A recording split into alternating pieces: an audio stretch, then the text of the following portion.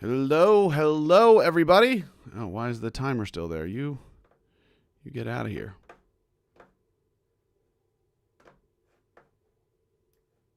I don't like the timer. I want it to go away. Come on. What are you doing here? Yeah, this is going to be like my big cool opening. And then what did I do? Got a timer. Just can't get rid of. Get out of here.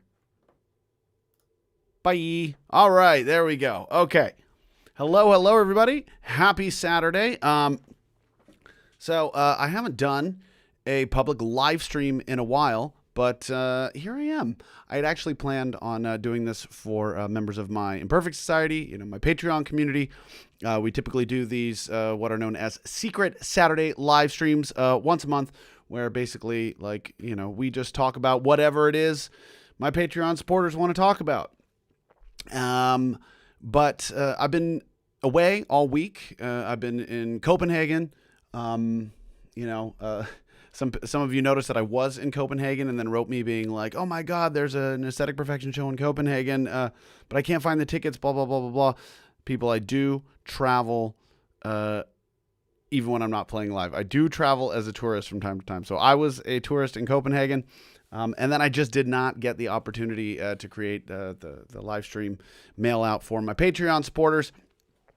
So here I am anyways. I don't know what really prompted me to say, let's just do this publicly. But you know what? I miss talking to y'all. I think that's why. I think it's just because I missed you. So, this is a not so secret Saturday live stream. We're just going to talk about whatever it is y'all want to talk about. As it says in the title, I am working on a new album. I am so incredibly excited about it. This is probably the greatest thing that I've ever done. I know every band says that all the time. Every band is always like, it's the best thing I've ever done in my whole career. But I really mean it. I really, really mean it. I love this record so much. I'm so excited about it. And, if you want to check out... Oh, wait. No, that's not it. See, I'm so out of practice with this stuff. There we go. If you are curious and want to hear demos of the new record, discuss the concepts, discuss the artwork, all the cool stuff that I am working on in the background. And if you want to help me keep doing this whole thing independently, join me on Patreon. I'm not going to overhash that too much, but we have an amazing community of people. And without them, Aesthetic Perfection would not be able to exist. So round of applause for all the Patreon supporters. Okay, let's take a look at the comments and see what is going on. Look at that. We got 42 of you here. Wow, that's crazy. All right. Hello, Zolvar. Hello, Face de la Mula. Hello, Ake. Hello, Luna. Hello, Noise Blasphemer. Hi, Elodia. Hello, Dawn Archambiult. Sophia. Brittany. Frederick. Wolf. Who did I miss? And this is Pineapple. All right, cool. I feel like the camera's a little bit... How about I just scooch up a bit? Yeah. There we go. Wait. All right. There. Now I'm a little bit higher. When I started this, the cat was behind me. But she's not here anymore. I think once I started talking really loud, that's when she decided to go away. But we'll see if she comes back. All the Patreon supporters know that no live stream is complete without Mara joining us. So, yeah. Been listening for years. What a special moment. Thank you. I started 66. I think it's crazy that I've been doing this for now over 20 years. I mean, actually it's 25 years of Aesthetic Perfection. I started this band when I was 17. I'm 42 now. And somehow I'm still here. I think it's a miracle in some way. But in other ways, it's a testament to the power of there's a word, the power of persistence. it is a testament to the power of persistence because, throughout the course of 25 years, you have like a ton of ups and downs. And, any given moment you can sit here and say like, oh, this isn't worth it anymore. Like, why am I still doing this? And I've had that conversation with myself a number of times. I've wondered like, what's it all worth? Like, why do I continue to punish myself in this way? I do ask myself these questions from time to time, but, the fact that there are still people out here who care about what I do makes it worthwhile. And, those good times those bad times do get better if you manage to hang in there and just kind of weather the storm, right? Because things usually do get better. All right, first live stream I've caught, finally. Hello, Mrs. Plank. I'm glad you were able to finally catch a live stream. Yeah, these are always super fun to do. And I know the fact that, like, I'm based in Europe.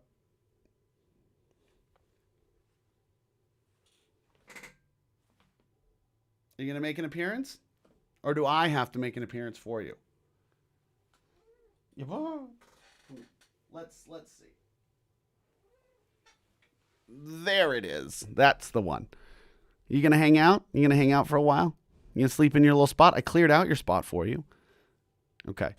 Yeah, I know that me being based in Europe for the last few years makes it hard for a lot of people to be present for a lot of the live streams that I do. I try to make them as late as I possibly can over here, but I'm in my 40s. I can't like stay up until midnight anymore. So 8 or 9 p.m. is basically as late that as I can get myself to do it, which is of course like a pity for people on the west coast of America or like even Hawaii. But we do what we can, and of course all of these live streams are archived, so you can watch them back at your leisure. How is your cat? If I'm being honest, my cat needs to get her teeth pulled soon. She has horrible breath, and despite her outward beauty, the stuff that is going on inside this area, not so much. Two of her back teeth are pretty bad, and they need to pull them. But the vet said that she was too fat to go under anesthesia when we took her to the vet back in July. So she's been on a diet, trying to slim her down a bit to make sure that she has like the best chances possible going into the operation, because older cats that are overweight, sometimes they're not able to handle the Vollnarkose. What is that? I lose so many English words. They're not able to handle the Vollnarkose. If you're German, help me out here. They're not able to handle whatever the drug that makes you go to sleep, and it gets stored in their fat cells, and so they can't metabolize it properly. So we had to put this little one on a diet, but she's been doing very well. Anesthesia is the word I was looking for. Vollnarkose, if you're trying to learn German. Wow, what a handsome lad or cute girl. This is Mara. Mara is a Norwegian forest cat. She's about 8 years old now. Got her in 2017. So she's a little middle-aged lady, but still relatively spry, still relatively energetic, and definitely a sweetheart to me and my wife. Not really very sweet to anybody else. I did put her throne back here so that she was in the shot, but looks like she decided to go for her favorite spot. And she only sits here when I do live streams. She's never hanging out up here when I'm working on music or anything. Very, very weird. All right. How is the back doing? Yeah, some days it's better, some days it's worse. For those of you who don't know, I have a messed up back out of nowhere. I've got like 2 slip discs and what is called a sliding vertebra. Very, very bad. Very, very painful if I spend more than like 10 or 15 minutes on my feet. I am in absolute agony. But I guess that's just part of getting old, right? Gonna go see a neurologist at some point, see if there's anything that can be done, because medication isn't helping and physical therapy isn't helping. I still stay as active as I possibly can. I go to the gym 3 or 4 times a week. I do yoga 2 or 3 times a week. Like, these things help sort of maintain it. But then there are just some days where it's like I roll out of bed and I feel like, a truck rolled over me. Just moving is absolute agony. But that's life, right? You got to roll with the punches, make the best of it. Like, one of my favorite things in the whole world to do was go running, go jogging. I cannot go jogging anymore. I will probably never jog again. And that's them's the breaks, right? But because of that, I discovered something else that I really, really enjoy, which is cycling. And good thing that I'm in Europe, because it's very, very cyclist friendly over here. So, I do spend a fair amount of time on a stationary bike, but I am going to, I think, invest in like a proper like cyclist's bicycle so that I can actually, take in the Austrian countryside. I do live in a very beautiful place. Like I said, it's very cyclist friendly here. I think probably starting next year, I'll probably just turn into like one of those big like cycling dorks. But like I said, I could have been really, really depressed about my back injury and let it, ruin my life, or allow it to really depress me that it took something away from me that was really important to me, like running. But, through that obstacle, I found something else that I love doing. And what's great about cycling is that when I do it, I get off and I feel like my back has just been sort of granted a new lease on life. It's like crazy. When I'm walking around during the day, just sitting in a chair, I often feel like my back is really tense. Sometimes I get muscle spasms and stuff like that. And just in general, that whole region just feels terrible and tense. But when I do yoga and if I go cycling for an hour, I get off and I'm like, oh my God, like I feel like a new man. It's pretty crazy. So, when life gives you lemons, make lemonade, or even better, if it gives you grapes, make wine. I don't know. All right. D-Croops are out on their 45-year tour now, so keep going. I mean, that's the plan. Look, like, I'll go as long as I can, but the other thing is that, like, I'm not gonna do this if I can't do it well anymore. Like, there are a lot of artists out there that bye Mara. There are a lot of artists out there whose management or booking agents or whoever like prop them up, kick them out on the stage, and make them perform well past their prime. And it's kind of depressing to watch. Like, I don't ever want that to be me. Like, I know that I'm old and I can't like go as insane as I used to on stage, but if I'm not able to like sing and perform in a way that I feel is giving the people the show they deserve, then I'm not going to do it anymore. So, but that said, looking at a band like D-Croops, there's hope for you, because I went to the Ministry show when I was in LA a couple of months ago, and just kind of last minute thing. I didn't even know Ministry was playing. It's just like my friends started texting me being like, yo, you're going to go to the Ministry show today? And I was like, I didn't know there was one, but I guess I'll go.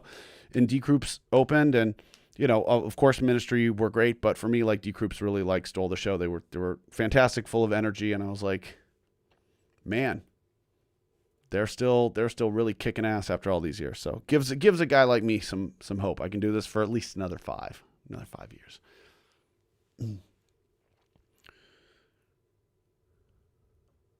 Okay.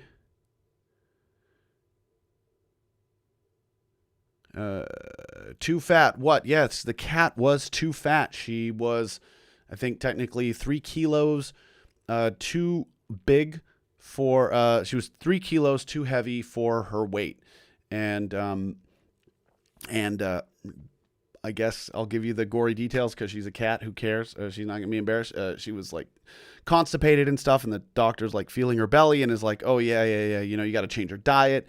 You got to make sure she's playing more. Like that'll deal with this constipation and that'll deal with this overweight issue." So she's been really, really good. We got her on a new diet, play with her a lot, and feeding her. It's basically like.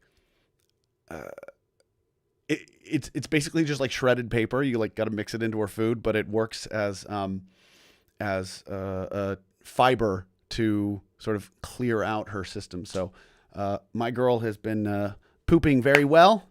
Big girl, big poops. She's been losing weight. She's been active.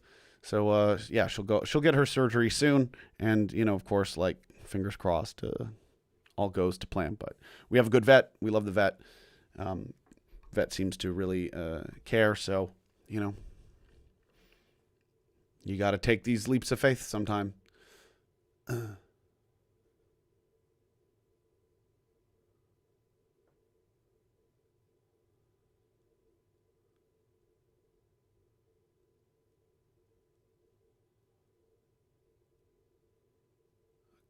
Ooh, a lot of comments here. Sorry.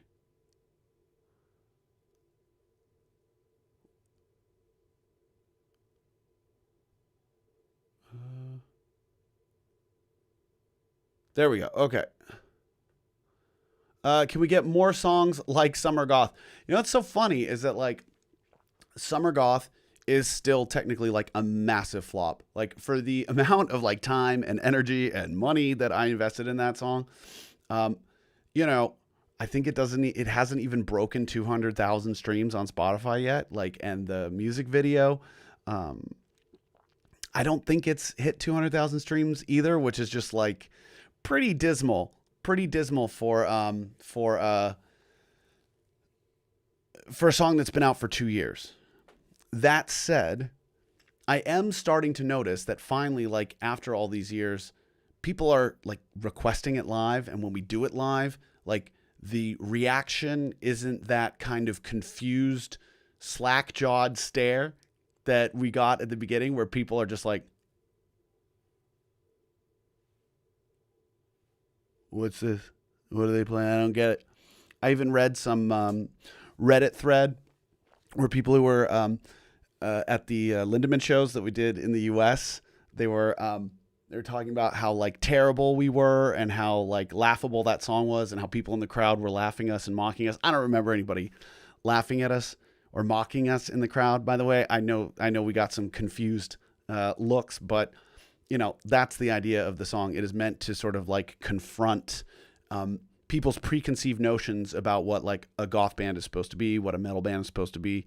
And, all the criticisms of like, hey, nothing in the video is actually goth, right? Like all of the sort of goth stuff that's in the video is metal and black metal, but the song is called Summer Goth and doesn't include any gothic elements like musically. That's the point. It's because goth has just become this like nebulous term where I think a lot of the people who use it don't even really understand what it is and where it comes from. And, the idea was that the song would be provocative and challenge people who are in my own scene, as well as challenge people who are just kind of normal, so to speak. So I think I probably really shot myself in the foot with that, like trying to make something that was challenging to both my audience and then people who weren't my audience. But I digress. The song does feel like it's finally kind of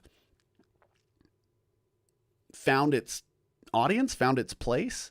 And, hopefully that'll just continue over the years. And I hope that I find the time and the resources to be able to release like a new version every year. Like I really love that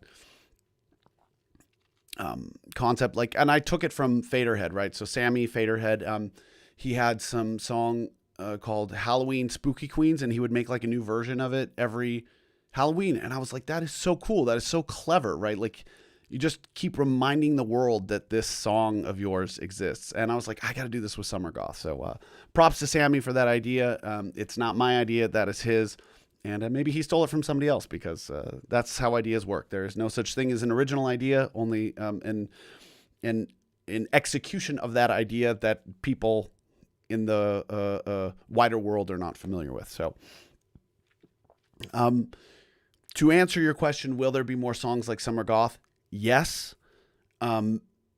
Obviously, it won't be like Summer Goth, because,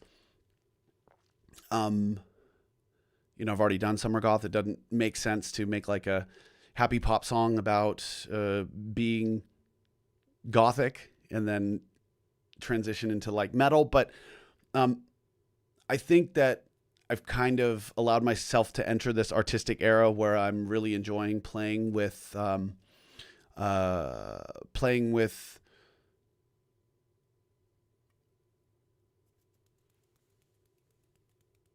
subverting expectations, challenging my own audience and even my potential audience, and also just experimenting with these really hard and unexpected transitions. Like, I don't know, I've been having a lot of fun with that lately. So whether or not it's going to be something that's as tongue-in-cheek as Summer Goth, I don't know. I've got a couple of ideas rattling around in the old noggin here. The new album is definitely more serious. It's pretty heavy. I don't even think there are any like soft songs on the album. It's definitely the heaviest thing I've made in a while. I don't even think there's any kind of like ballady or, I don't know, sentimental tracks on it. It's really very just sort of like aggressive and oof. So I don't know if any of those kind of tongue-in-cheek tracks are going to make the album. But, I've always got like a million ideas in the chamber. So we'll see what gets fired off. But definitely tons of new stuff in the pipeline. And, of course, like, this big arena stadium tour with Till Lindemann coming up in just 6 weeks. Time goes by so fast. But yeah, I hope I answered your question with my rambling nonsense.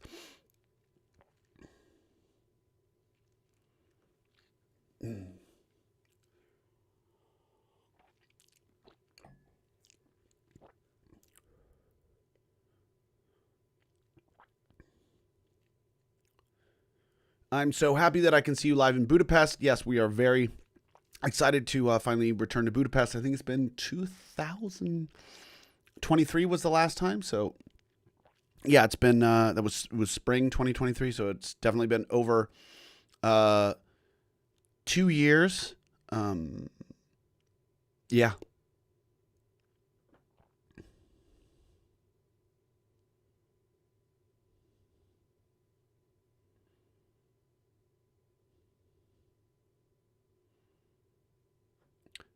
As kids, we can't wait to get older. When we get older, we want to go back to being a kid. Um, that was not the case for me. My childhood was pretty gnarly. I was deeply unhappy. Hated every minute of being a child. Definitely don't want to go back to that.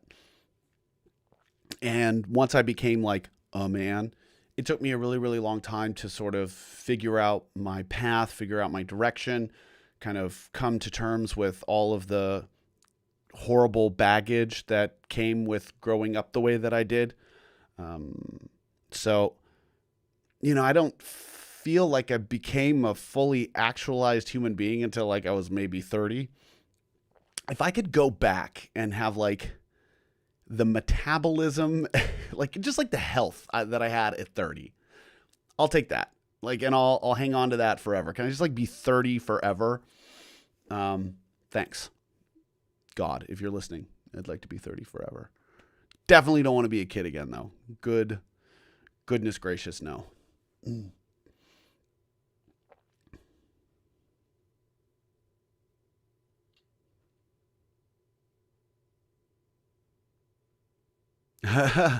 Wir werden also deinen Back-Catalog die nächsten Tage ordentlich auf die Ohren kriegen.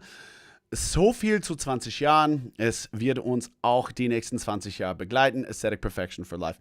Danke dir, das ist sehr nett von dir. Natürlich ist es für mich cool zu hören, dass Neueinsteiger wirklich sich bemühen, die alten Sachen zu hören, gell? Und weil besonders heutzutage ist es so, dass die Leute haben so wenig Zeit, wirklich ja, vielleicht ja, tief in ein neues Subjekt zu gehen oder ja, oder natürlich eine neue Band. Ähm, ja, weil ich verstehe, wie es ist. Ich bin so beschäftigt die ganze Zeit, dass, dass ich denke, auch wenn ich eine neue Band entdecke, ach, boah, die haben vier Alben oder drei oder was, die haben 40 Songs, ach, ähm, ich habe keinen Bock drauf, alles so äh, nachzuhören, um ja, ja, nachzuholen. Ist das richtige Wort? Ja, mein Deutsch ist immer noch so scheiße. Ähm, aber hey, ich bemühe mich wenigstens Deutsch zu sprechen. Ja, aber wie gesagt, das bedeutet mir sehr, sehr viel, dass Leute die Zeit investieren, die alten Sachen zu hören. Ich, äh, ich finde, dass es ein paar coole Dinge gibt, die ich vor 20 Jahren gemacht habe. Good, I did it.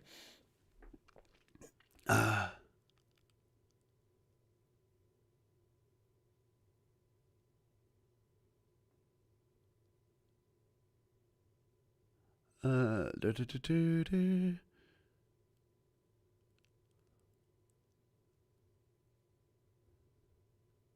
Have you looked into doing any stretching and stuff that's for long distance runners? I know that helped me a lot with my lower back pain issues. Like I said, I don't know if I've done like specifically stretching for running, but I do a lot of stretching. I do a lot of yoga. I do all of the exercises that my uh, physical therapist recommends I do. I've also worked with personal trainers. Like everybody's got like a different idea of what's perfect. But apparently, like my situation's pretty bad and will probably require surgery. So really, right now, it's like just kind of keeping everything at bay, or like strengthening my core as much as possible, so that I have like the muscular system to support my weakened spine.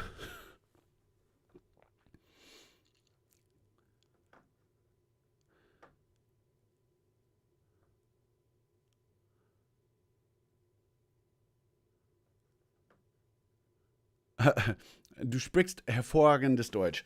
Thank you very much. Like I said, in my last little rambling German response there, like my German is not great. I struggle really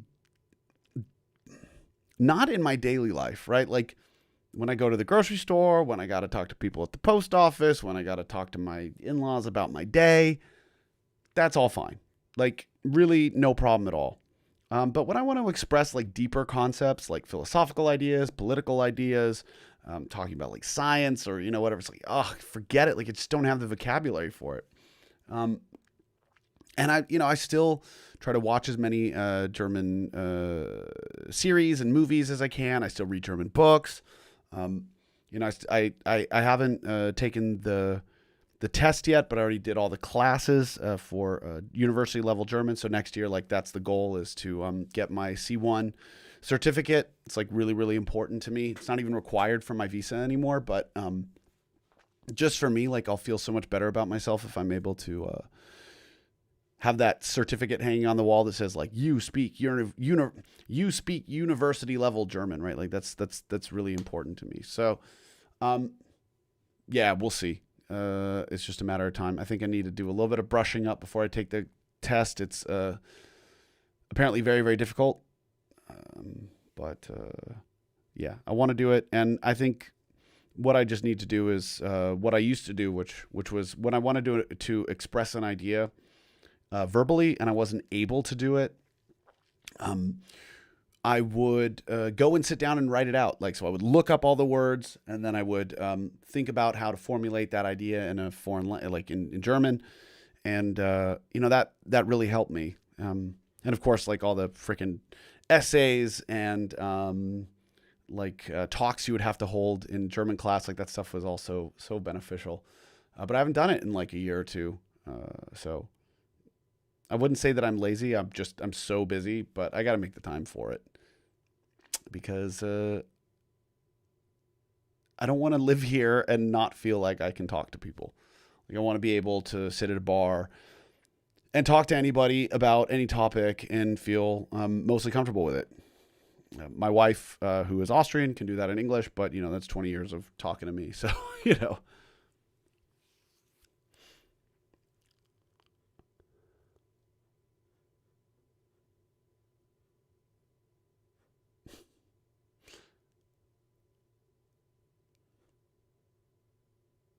I like your outfit. Thank you very much. I like this shirt a lot. I bought it in where was it? I bought it in Hanover because after a week in Malta, I didn't I didn't have any laundry left. So I landed in Hanover, and there was a I think it was either an H&M or a New Yorker or something, like not far from my hotel. So I like walked there and bought like a whole new wardrobe. And then I came back from tour, and my wife was like, "Why did you buy a whole new wardrobe again?" Because I always do this instead of doing laundry. I always just go and buy a bunch of new stuff. But it's like the thing that I hate about European hotels is that they don't have laundry machines. Like 90% of the hotels in the US, in 90% of the hotels in the US have laundry machines. And so when I'm on tour in the US, I almost never buy new stuff because I can do my laundry every couple of days. But like here in Europe, you have to go to like a laundromat, and sometimes those things are like 10, 15, 20, 30 minutes away by foot. And it's just like I'm not going to go that far just to like wash, I don't know, 8 pairs of socks and underwear. Like that's just not going to happen. So I'm just going to go to the New Yorker that's down the road. I'm going to spend 15, 20 euros to buy like a bunch of like garbage that looks fun and is something that I can wear and prevent me having to do laundry for another couple of days. Yeah.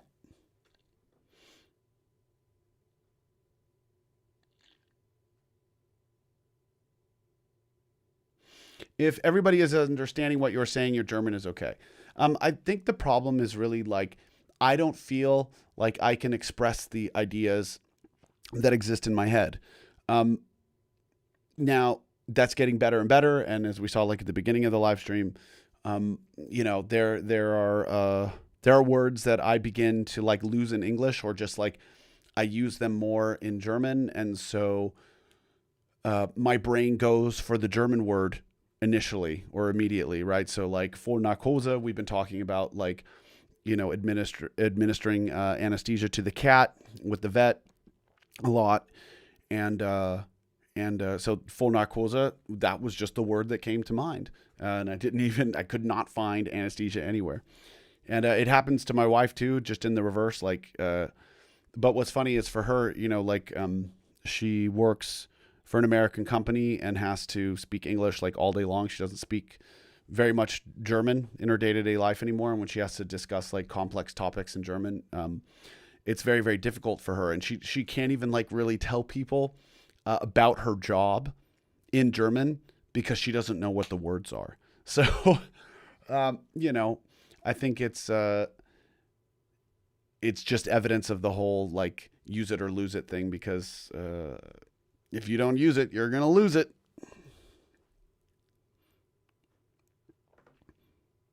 Oh, thank you so much, Reginald Sultan of Scat. I really, really appreciate the donation. Of course, if you want to support Aesthetic Perfection even more, you can join our Patreon. I think you can get like an annual subscription just for $20, and that gets you access to our Discord server.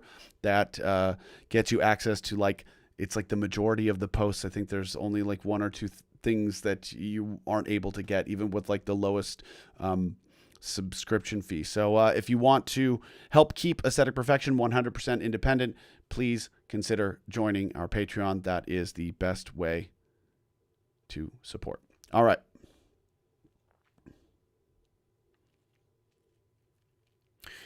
Looking forward to your show before Lindemann in Amsterdam. Have a great evening. Thank you so much. Very excited to finally return to Amsterdam. It has been ages because I think the last time that we played in the Netherlands was with Lindemann, of course, but we didn't play in Amsterdam. We played, was it Rotterdam? I don't know. It was not in Amsterdam. So, excited to be back. Love the Netherlands.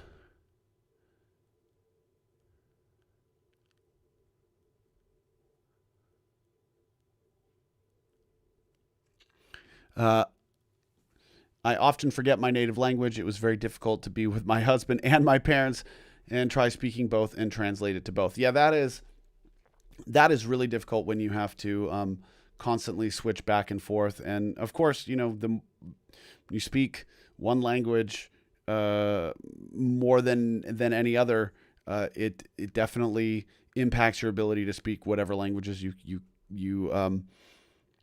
whatever other languages you also speak, right? Like I think about the fact that Arnold Schwarzenegger has lived in the US for like longer than he ever lived in Austria, and he can't get rid of the Austrian accent, but he is more comfortable speaking English than German. I know a lot of people here say like he doesn't speak German anymore, which is obviously not true.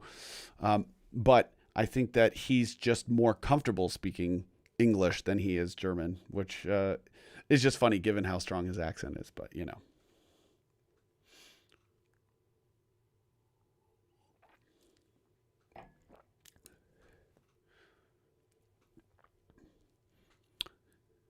I'll say this in English.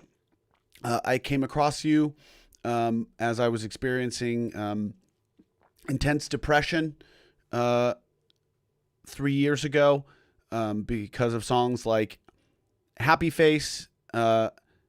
You've spoken to my soul, I guess would be the only way to translate that. Since then, I am following you and the band. Thank you very much for it. I said that in English just because it's crazy to me to read stuff like that. Like it really, really is, because, I make music in order to make sense of my own life. I've said it many times publicly. I've said it God knows how many times in my own music. I don't experience anything like empathy. I understand compassion, but I'm not able to put myself in the mind of another person, like at all. And so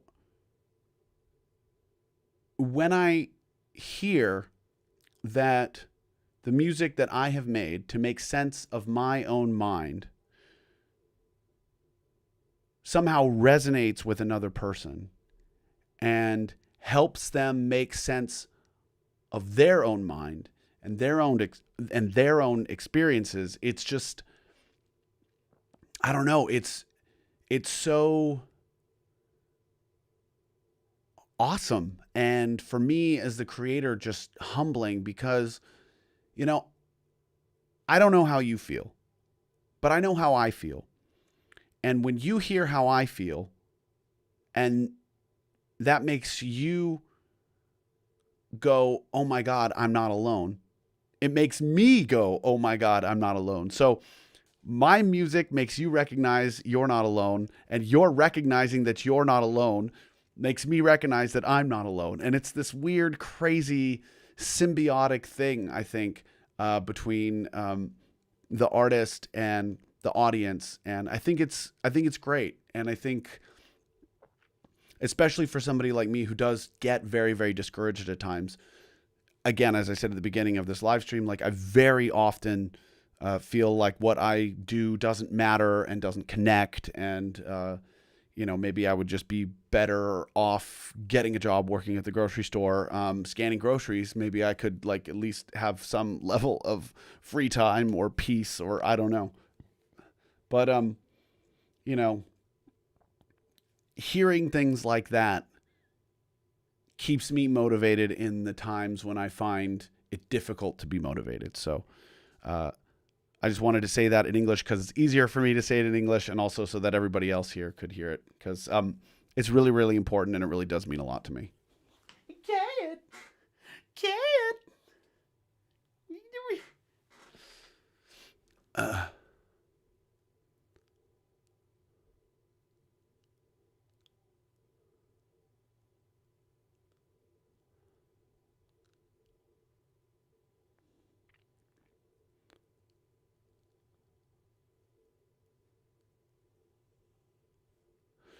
Your music also connects generations. My son and I love everything that you do. Uh, we attended the old school electronic set in Munich, and he gave me the tickets for Christmas last year. That's awesome. That's really great too. I mean, that's the other thing, right? Um, this band has existed for 25 years. I mean, I think I even gave this little speech from the stage a couple of times. Looking out into the audience and seeing faces I recognized, faces I didn't recognize, seeing older faces, seeing younger faces. Like, it's just kind of, it's bewildering to me that I've been able to do this long, and to have people from all different walks of life and all different age groups and everything, just like, they all come together at my shows to hear my music. And, there's somebody wearing like a Rammstein shirt next to somebody in a sundress and sandals. Like, I've literally seen this in, I think it was Frankfurt, right? Like, and you're just like, this is crazy, and the people, the people in the Rammstein shirt and the person in the sundress and the sandals were having just an equally awesome time. And you're like, this is nuts. And then, I'm sure a lot of the people in the chat here know that Elodia met her husband through, was it Patreon or was it the Discord? Either way, you two met and got married because of the band. And I don't know, like, I know that this isn't like me doing these things. Obviously, like, I'm not arrogant enough to think that, like, oh, look at all of this wonderful, look at all these wonderful things that I've done for the world. But you see that the small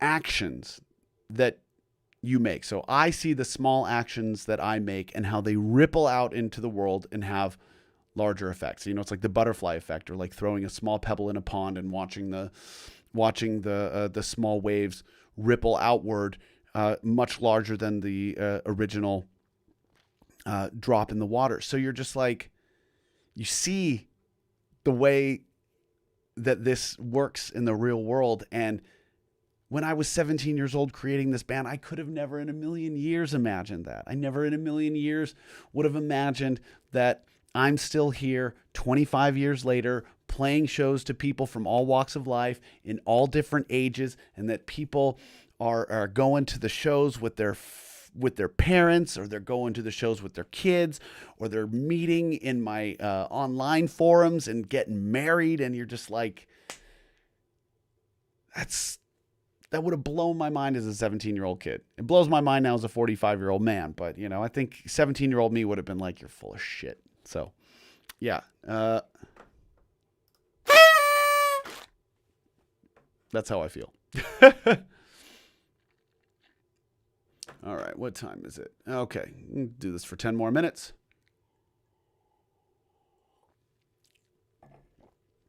Okay. So it was Discord. You guys did meet on Discord. Fantastic. And in case anybody wants to join us on Discord, I'll drop that link here too. Boop. Yeah, join us on Discord.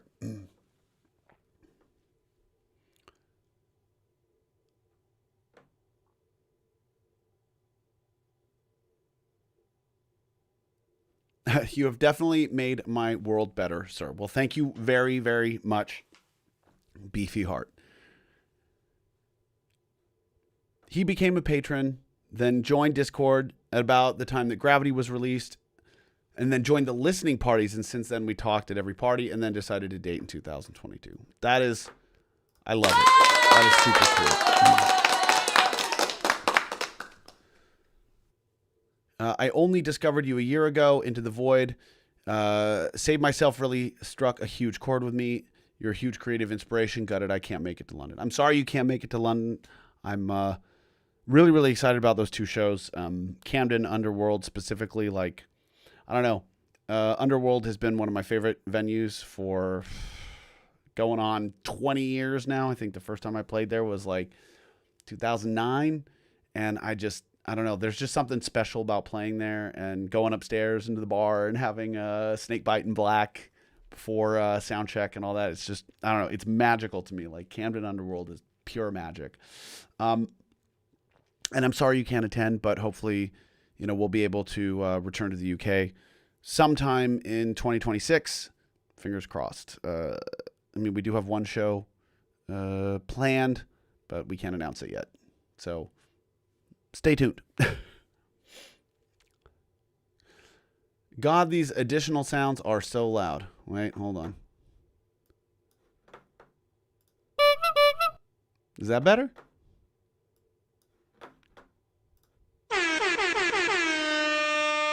Obviously, all I can hear is how loud they are in my computer speakers, but I can't hear. My voice is not coming back at me. So all I have is a little meter telling me how loud everything is in the software. But yeah.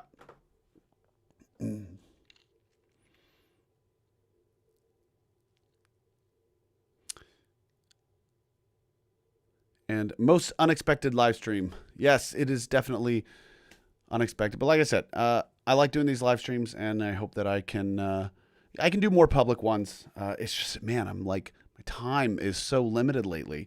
Barely have time to like sleep and think, let alone live stream, which is a bummer because I really enjoyed it. All right, come to Manchester. Yeah, the last time we played Manchester was in 2023, and that must have been the best show we have ever done in the UK. Like, what was the name of the club? I'm sure some of the people, I know, I don't think Roz is here, but I know that some of the people in the chat were at that Manchester show. And if you were, remind me of what the venue was. But that one was so crazy because the people were jumping so high that, like, when they hit the floor, like during Antibody, it was like 300-400 people jumping in unison. Like, it shook the stage, and I wasn't sure that the stage was going to make it through the show.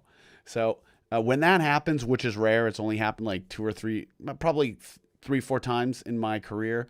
Like, you're like, wow, this is powerful. This is crazy. And so that was the last Manchester show that we did. But we just played in Sheffield back in, I want to say March, or was it April? We did the Resistance Festival. We did an old school show there, which was also just incredible. That's my long-winded way of saying the UK is very, very good to us, and I hope that we're able to come back. But it's hard, after Brexit. It just got that much more difficult to get over there because I don't think people realize that you need a carnet now to enter the UK with your gear. So that means you need like a full-blown equipment list, you need receipts, and you need to like prove that you own every single thing that you have, or you need to rent gear when you get to the UK, and gear rental in the UK is incredibly expensive. So it's like Brexit made it really, really hard for foreign artists to get over to the UK. And just fucking so expensive, which is a pity. It is an absolute tragedy because I love the UK. I love a good snake bite in black. I don't really like your salt and vinegar. I don't like your salt and vinegar crisps, but you know, you got good hummus.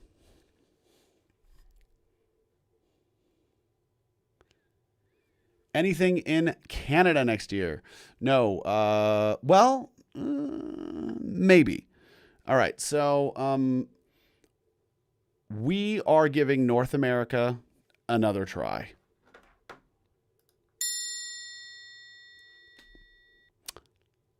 I don't know why. I think it's because I'm a sucker for punishment, but we are going to attempt another North American tour next year. And I do believe that there are at least 2 Canadian dates planned. I think Montreal and Toronto are being discussed. Don't hold me to that because I don't know for sure. The tour isn't fully booked yet. I don't know why I'm doing this because if I'm being 100% honest with you, the last North American tour that we did was an absolute disaster. It was a financial catastrophe for me, for the promoters, for everybody involved. It was a nightmare. And I kind of told myself I would not subject myself to it again. And then we got the opportunity to support Till Lindemann in the U.S. And I was like, okay, supporting a bigger band, obviously this is a much more sensible approach instead of trying to go out as a headliner again. All right, let's do that. Did the tour with Till Lindemann. I felt like it was great. But I don't know if we collected as many new fans as I had hoped. And the other issue is that I believe that was going to open up a lot of doors for us to support other bands. We got a new agent. The agent pushed us aggressively to, any band that you can even think of as being like sort of in this wheelhouse, right? Or like, like the industrial umbrella. And every single one of them said, no, I don't know who that band is. And we're like, what? Yeah. So every band whose door we knocked on and was like, hey, can we support you? Every single one of them said, nah, don't even know who you are. You can go fuck yourself. Obviously they didn't say you can go fuck yourself, but that's what that means. Go fuck yourself. So everybody told us go fuck ourselves. And so now we're in this position where it's like, if I ever have any hope of driving up interest in the United States or North America again, I got to go out there as a headliner and prove myself all over again, which I have done before. But then after the pandemic, we had a bad tour, which means like you're only worth as much as your last tour, right? This is what a lot of people don't understand about the music industry. You're only as valuable as your last big success. And you are only remembered for your last big failure. So my last big success was my tour in 2019. And after that tour where we were selling 300, 400, 500 tickets every night, you best believe that people were calling us up, emailing us, being like, hey, can we book you? Can we be your agent? Blah, blah, blah, blah, blah. Can do a lot for you, man. Signed to a new agency. World reopens after the pandemic. They're eager to put us back out on the road because they believe that we're just going to be able to repeat our success from 2019. Nobody taking into consideration the fact that the world is now a completely different place in 2022 than it was in 2019. Tour fucking flops. Promoters are asking left and right for reductions, which means they promise to pay me X, but they only want to pay me Y now. And of course, the agents are suggesting that I take these reductions because the agents, of course, want to preserve their relationships with the bookers. So nobody really cares about me in this equation. It's just the agents and the bookers want to continue having a positive working relationship, which I understand, but like nobody's advocating for you. Nobody cares about you as an artist. And yeah, after that tour, they were just like, bye. And by bye, I mean, they just removed me from the website. Like, what? They literally just took my name off their website and hoped I would go away. They just took my name down and hoped that I would go away. So I emailed them and I was like, hey guys, doing some sort of like IT update here. Like, why is my name not on your roster anymore? It took them like 7 business days to get back to me. And they just said, oh yeah, sorry. We don't have the resources to give you the time and attention that you need right now, but I hope we can stay friends. So there I was. I had a failed tour. I had a big agency that had just dropped me. And nobody wanted to work with me anymore in the US. That's just how it was. That was my life now. And, it's these types of experiences that make you want to give up, right? Like you get so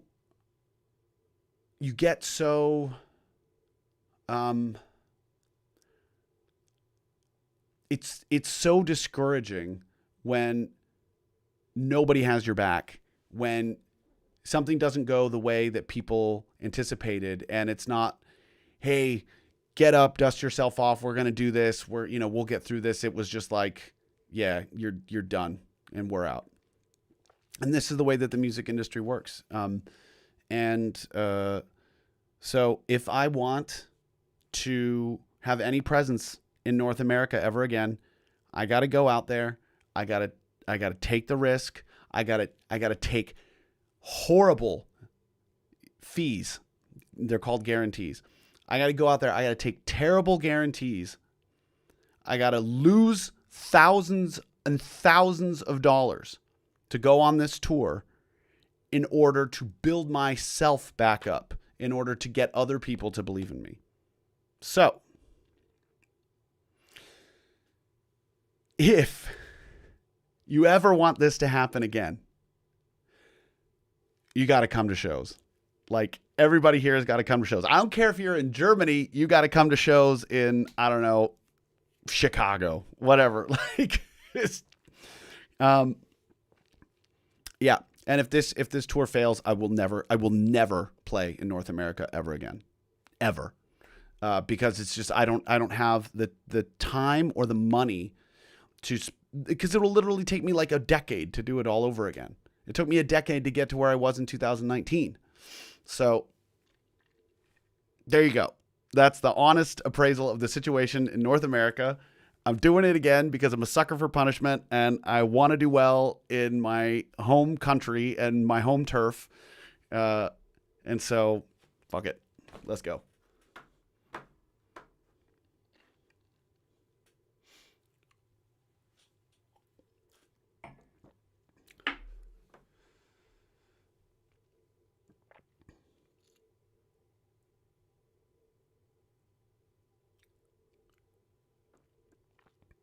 I can't see Till getting an invite again. He stunk up the place with the dead fish tossing. That's all in the contract. All the promoters are made aware of everything that they're doing. It all has to be signed off on. There was like 1 or 2 shows where they weren't allowed to do it, so they used stuffed fish, like stuffed animals. Yeah. They all knew about the fish and they signed off on it. So if they're not happy about it, it's their own fault. Would love to see you live. Is there any Oklahoma show? I can't talk anymore. And why is my clicking wrong things? Okay. Would love to see you live. Any Oklahoma shows by chance? Absolutely not. Even in 2019, on the best tour of our entire career, there was zero demand for us in Oklahoma. We will need to get way bigger to justify any kind of stops in. Tulsa is really the only place that ever had an industrial scene. But the last time that there was like a decent turnout for a band of my size in Oklahoma was 2009.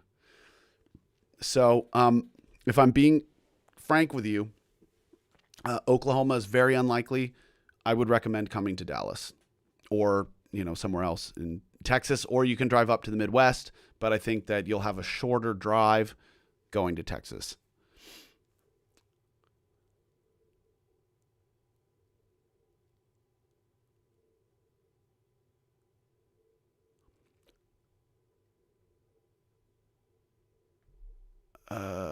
Toronto will show up, but consider playing one of the smaller venues. The more intimate alternative shows over the past year have been the best. Okay, I'm going to tell you how this works. I have to play Live Nation venues. I'm trying to get the smallest venues that I can because, one, intimate shows that are full are more fun for both me and the audience, and two, a sellout looks great.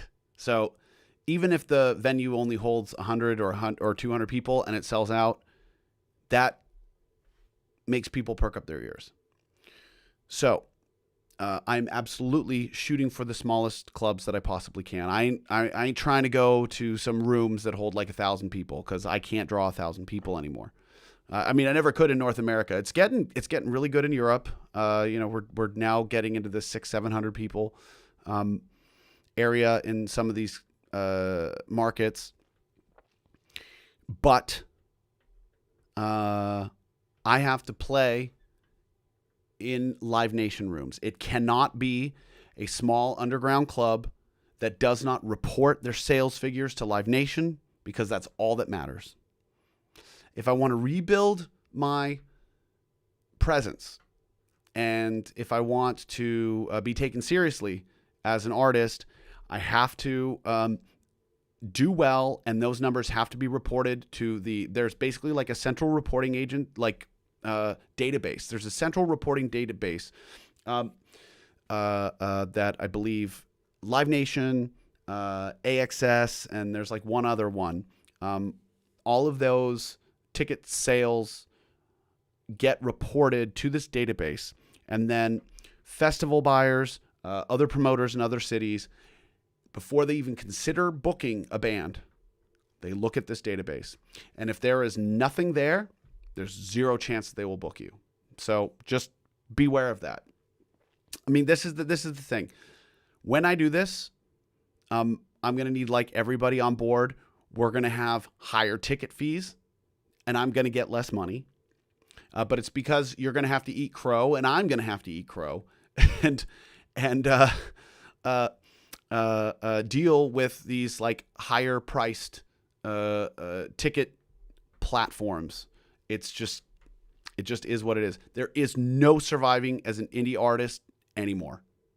It's done in North America. It's over. In Europe, we can still do it. In the US, they have a stranglehold on everything, and you absolutely cannot get anywhere unless you are playing by their rules and in their venues.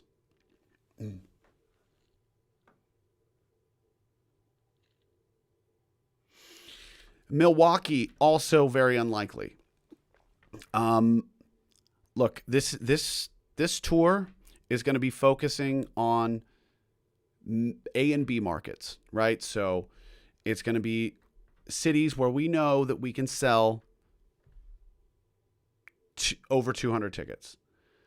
I don't remember Milwaukee being that strong. I believe the last time we played there was the Red Sea Lounge, and that was 180 people. But this was in 2019. The world is different now. So I think that our agent will be playing it safe and trying to stick to that. Unless Milwaukee is unavoidable, we'll play it.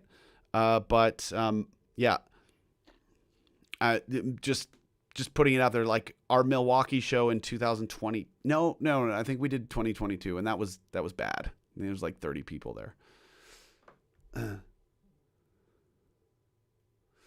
Baltimore. Oh, no way. No way. You know how many people were at that Baltimore show? The last one? Like 45.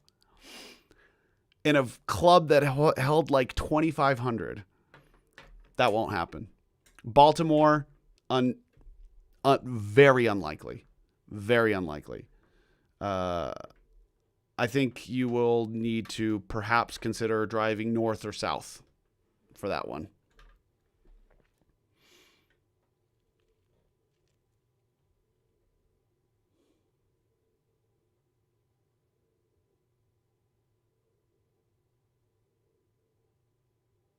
Assuming Northeast U.S. is still unlikely, you mean like Buffalo, or do you mean like New England? Because either one won't happen. I'm sorry. Uh, I think our Boston show last time was like 50 people, 60 people maybe. It has to be a venue. It has to be a market where we can sell more than 200 tickets. That's the brutal truth. And you know, if the band gets bigger, then we can expand on different markets. But really, this tour is going to happen to try to get noticed by festival bookers and booking agents for larger bands, because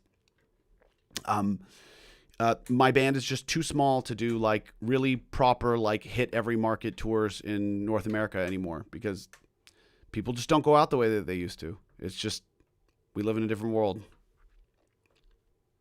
Montreal is a maybe. Montreal is a maybe. If I would be in the U.S., it would be in the Boston area. Good thing Boston is only a 2.5-hour drive to New York City. Just putting that out there.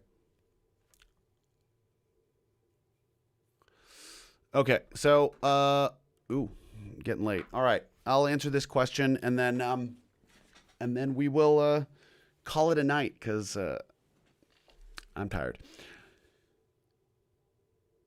Is it worse for you on stage with small crowds? Okay, wait, here. Yeah, more questions. Oh, God. Okay, I'll answer these quick ones. I would like to see you in Hanover or maybe Hildesheim. We are booked for Mera Luna next year, which takes place in Hildesheim. We just played in Hanover, and we are playing in Braunschweig, which is really not far away from Hanover. So let's see here. Where is Braunschweig? There we go. I'll post this here. All right. So we are playing in Hildesheim next year. We are playing in Braunschweig in November. If you were ever in Seattle, y'all got a crash pad. You know we just played in Seattle like 7 weeks ago, right? I hope so. All right. If y'all have not gotten the word about these shows that we've done lately, I don't blame you. Here's the deal. Social media is actively throttling any post about touring, live shows, whatever. Like, social media is totally dead for discovering when your favorite bands are playing. The best way to find out when your favorite bands are playing is to sign up for their newsletter. So I will post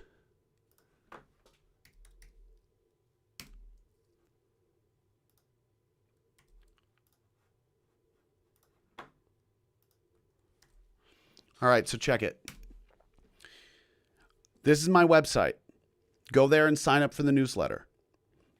I will send a newsletter every time I announce a new I send a newsletter every time I announce a new tour. This is the best way to stay current, because social media is actively making it difficult, damn near impossible, for artists to get the word out about their shows. So newsletters, these are the future. All right. And then, of course, oh, cat back. And of course, Patreon. People on Patreon get advanced tickets.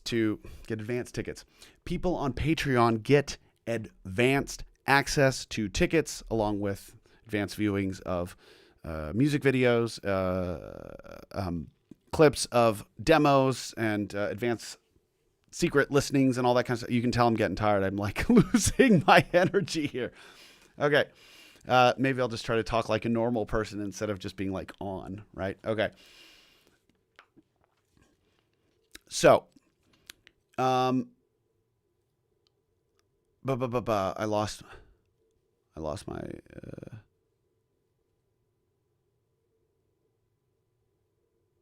Oh man, I totally just had like the worst brain fart ever.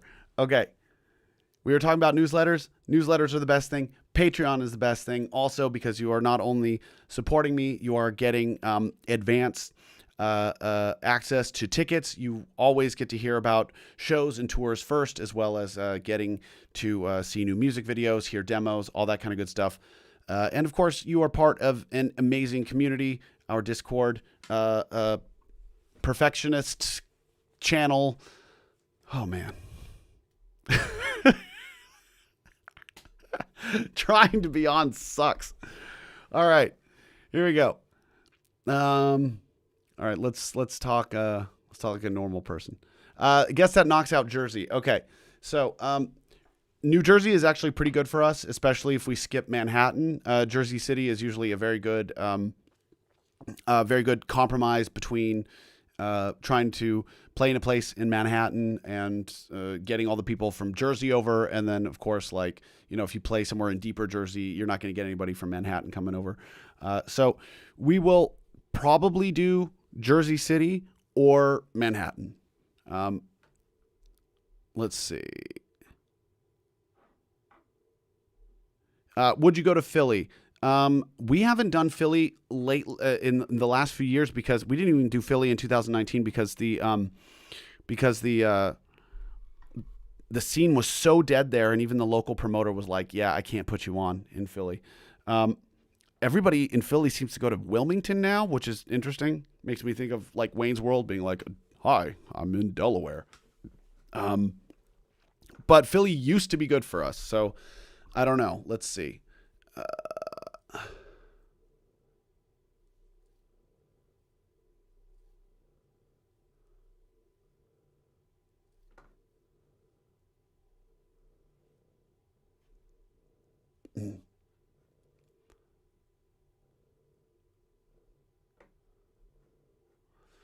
Cologne Helios, small cool venue. Not going to happen on this one, but it was a great venue. It was a cool show. Any chance for Russia? I'm sure someone will like clip this. And I don't even know if I should say it, but fuck it, whatever. What do I care? Look, I don't see any reason for bands not to go play in Russia right now. The citizens of a country are not responsible for the actions of their government, okay? And if I, as an American, were to say, I will not play in any country that does not recognize the sovereignty of another country's borders and attacks them without without reason or, let's say, permission from Congress, that would make me a pretty gnarly hypocrite, wouldn't it? Yes. Here's the thing. I don't want to punish the citizens of a country for the actions of their government.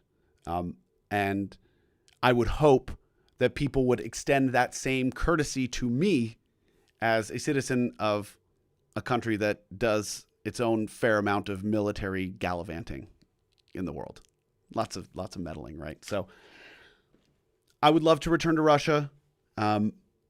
Great people, great culture, beautiful place. I don't know if it's politically possible because even though I would do it, you still need to get visas, and I'm an American citizen. That's a whole other sort of bureaucratic, logistical can of worms. I would be open to it. I would love to do it for all the reasons that I just stated. How likely that is? Probably not so much. Okay.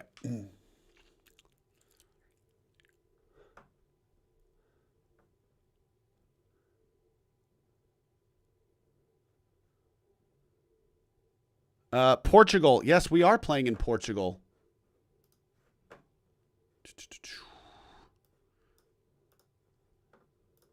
We are playing in Portugal on November 17th.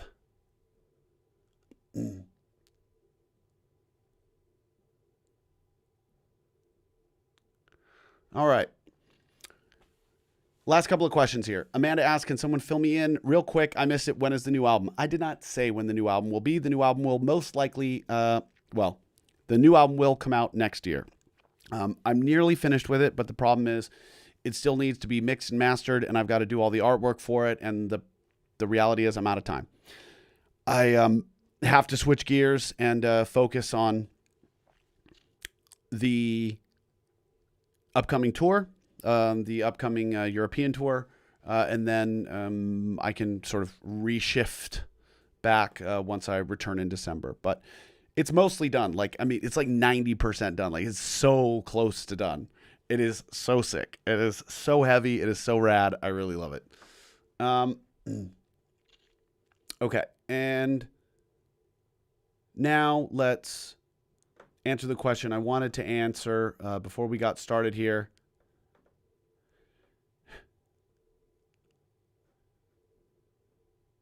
Oh, you would be eaten on live online if you were to go play in Russia right now. I get eaten alive online for a lot of things right now.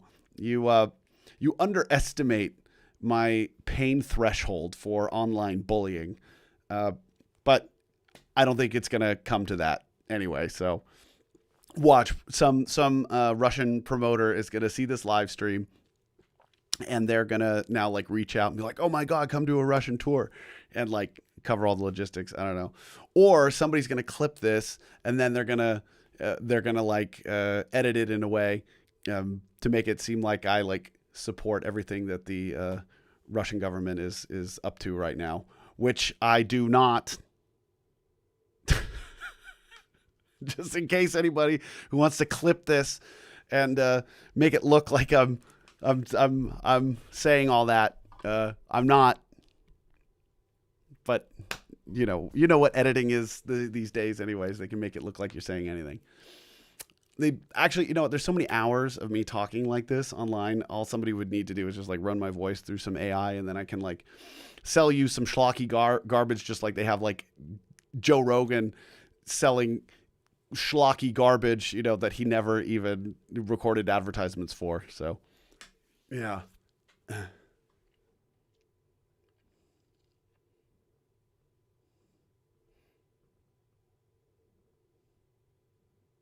Okay.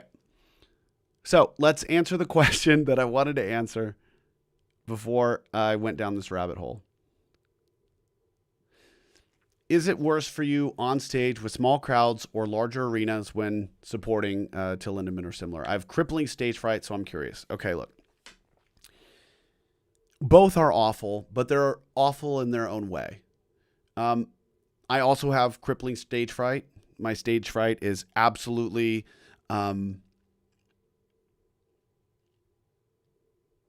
my stage fright is crippling. It makes it so difficult for me to not just get out there on stage, but like even prepare for tour, like discuss logistics, rehearse, all that kind of stuff. Like, I get really terrible anxiety just from doing the preparation for a tour. So believe me, I know what this is like. But the reality is there's going to be a lot of things in life that terrify us, but we just need to do them anyways. Because if we don't do the things that we're scared of, we're going to wake up at the end of our lives and realize that we never did anything that we wanted to. Because if you think about it, it's really only the terrifying things in life that are worth doing. It's easy to say, I'm too scared to fly and not get on a plane. It's easy to say, I'm too scared to perform, so I'm not going to go on stage. But these experiences rob you of, or denying yourself these experiences robs you of living a fulfilled life. So when I'm in a club that holds, 200 people, and I can look every single one of them in the eyes, and I can feel their either excitement or disappointment moment to moment, that is very difficult. Going out on stage in front of 10,000 plus people who have no idea who you are and are eagerly awaiting the headliner and have no interest in what it is you have to say, that's also really terrifying. But as my singing teacher so wisely told me, feel the fear, but do it anyway. Everything that's worth doing is going to be difficult in its own way. And there's going to be pros and cons, and there's going to be ups and downs, and you're going to humiliate yourself more times than you can count. You're going to do the thing, and when it's done, you're going to want to lock yourself in the bathroom and cry. But that's part of this. Failure is a part of life. And, the more you fail, the better you get at it. And then at some point you stop failing, or at some point you fail. Actually, you know what? No, at some point you start failing less. And when you don't fail, it feels so much better in that single moment than the disappointment of all those failures combined. And whenever I go out on stage, or just before I go out on stage, I go into a room where there's nobody around, or I lock myself in the bathroom, any room that has a mirror.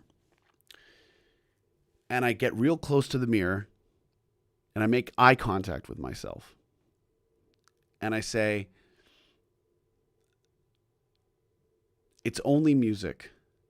And no matter what happens today, it will be better than the sum total of all of your performances leading up to this moment. Whatever happens today cannot be worse than what you have experienced in the past. And who cares? You're going to die anyways. And that helps me. So find the speech, find the motivational lecture that you got to give yourself to go out there and do the thing that you want to do. Because if you don't do it, you're going to regret it forever. There. That's what I got.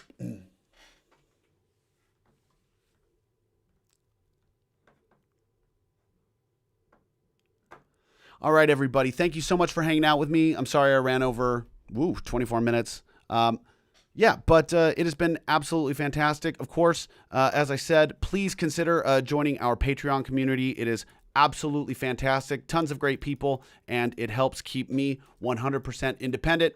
So helps keep me making music and helps you find other awesome people. All right, so that is the Patreon. That is the Discord. Go to the website and sign up for the newsletter, because that is the only way that you're going to hear about our upcoming shows.